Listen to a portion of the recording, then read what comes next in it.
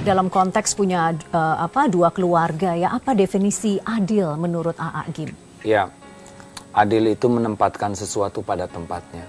Adil itu bukan sama rata, sama rasa. Adil itu yang paling sanggup kita lakukan hanya urusan duniawi. Perkara hati Allah lah yang tahu ya. Tetapi yang paling penting dalam berkeluarga seperti ini adalah mau kemana nih keluarga ya. Kita menyadari bahwa memang episode takdir kami ya begini ya. Apalagi ini sudah masuk ke fase sisa umur ya. Saya sudah mendekati 52, dan ini hampir 47, Rini 44, jadi sudah kelompok di atas kepala 4 ya. Ya. Nah, kemana lagi nih An? Sekarang babak terakhir dari hidup ini adalah untuk semua serius berbekal pulang. Kita pasti mati. Nah itulah tempat yang terpenting. Kalau sudah tujuannya ke akhirat menjadi ringan urusan duniawi itu. Tapi kalau urusannya masih berkutat duniawi, ya nggak perasa itu pasti rada rumit. Jadi kami merasa tidak rumit gitu ya.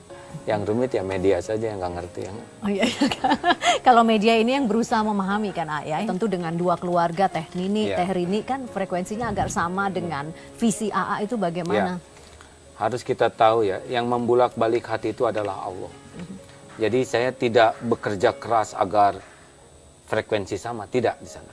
Juga saya tidak berusaha agar orang lain memahami, enggak. Yang paling penting jadi suami yang benar, niatnya benar, caranya benar. Dan pasti Allah tahu apa yang ada di hati dan apa yang dilakukan.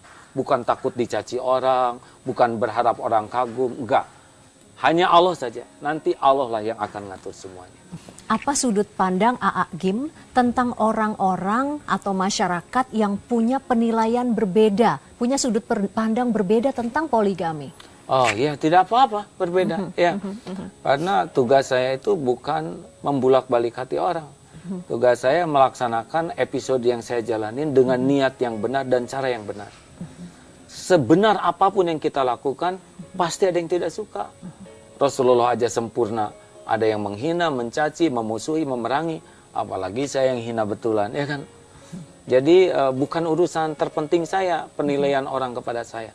Urusan terpenting adalah lurus enggak nih niatnya, benar enggak yang saya lakukan, dan itu pun harus selalu dievaluasi dan diperbaiki.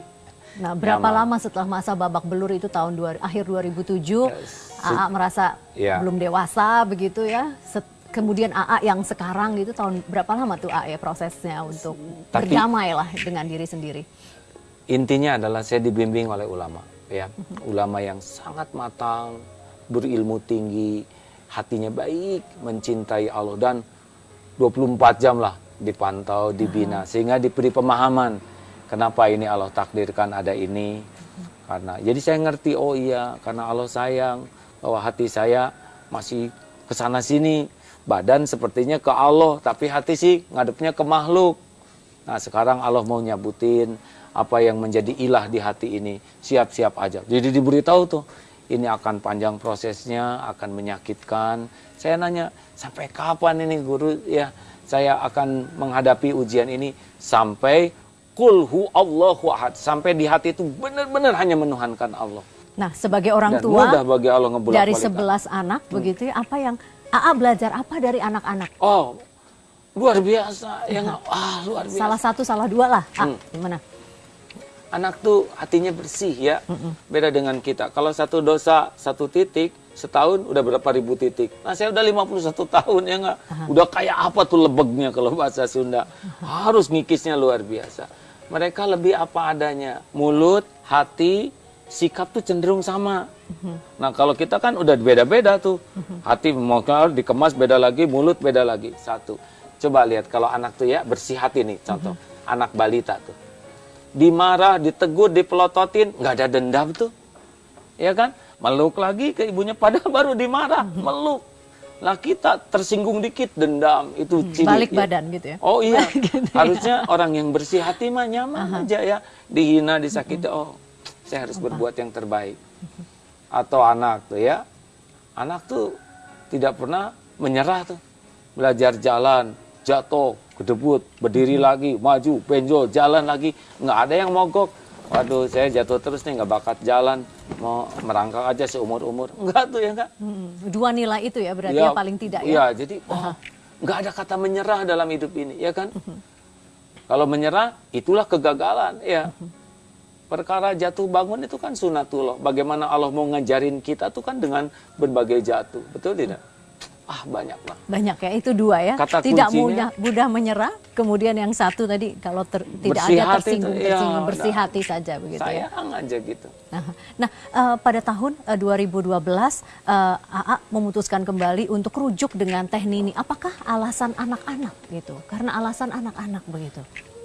Sebetulnya ini tidak cukup hanya dibahas segini dan memang bukan konsumsi umum ya. Tapi harus tahu bahwa seorang kepala keluarga tugas utamanya adalah ku anfusakum wa ahlikum naro. Yaitu jaga dirimu dan keluargamu dari api neraka.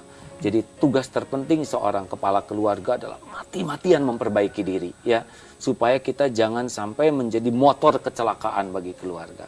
Dan tugas selanjutnya adalah ngejaga keluarga bagaimana supaya jangan sampai terjerumus menjadi orang yang celaka. Dunia ini cuma sebentar ya. Saya mungkin tidak berapa lama lagi mati, atau di antara keluarga ada yang duluan, tapi yang penting nanti di akhirat nggak ada yang celaka. Jadi saya harus melakukan sesuatu gitu. Berarti atas nama menyelamatkan keluarga, atas boleh nama dibilang, tanggung jawab atas nama dunia tanggung jawab, akhirat gitu ya. Dan anak-anak adalah bagian dari tanggung jawab itu kan? Anak-anak sangat ngerti sekali apa ya, karena kita melakukan keputusannya selalu bersama-sama ya. AA mengatakan bahwa jangan sampai sebagai kepala rumah tangga menjadi motor kehancuran. Nah, bagaimana AA menjaga keluarga agar selalu tercapai cita-cita bahagia dunia akhirat begitu? Ini saya suka pertanyaan ini. Jadi yang paling penting itu mendidik keluarga itu memperkenalkan siapa pencipta kita, ya nggak? Kalau kita ingin bahagia, siapa yang punya kebahagiaan? Itu dari Allah. Kalau kita ingin selamat, siapa yang bisa menyelamatkan? Itu juga Allah. Kalau kita ingin punya masa depan yang baik, siapa yang bisa memudahkan? Hanya Allah. Jadi keluarga ini diajak betul-betul untuk bertauhid ya. Benar-benar tidak menuhankan duniawi, tidak menuhankan penilaian, tidak menuhankan popularitas, tapi sama-sama betul-betul harap dan takutnya hanya ke Allah. Mungkin kita punya dunia ya, tapi nggak memperbudak di hati. Mungkin anak-anak ada yang nanti diberikan dunia atau popularitas atau kedudukan, itu hanya aksesoris duniawi. Tidak sampai mencuri hati, apalagi memperbudak diri. Jadi saya nggak ngatur ini harus jadi, enggak lah, Allah yang nyiptakan. Termasuk AA tidak mengatur ya, Gaida Suraya, anak pertama jadi fashion designer. Apa pesan AA begitu? Pokoknya hati-hati Gaida. Jangan sampai usaha ini membuat Gaida jauh dari Allah. Nggak ada bahagianya. Bisa terkenal, bisa banyak uang, tapi yang satu nggak ada bahagia. Bapak udah rada nyobain kayak gitu dulu ya. Udah belajar dari Bapak langsung gitu ya. Dan benar, Gaida harus belajar dari apa episode yang sudah dijalanin orang tua ya. Popularitas sama sekali bukan tanda kesuksesan. Dan kekayaan juga enggak jadi jaminan bahagia. Harus lurus ke Allah.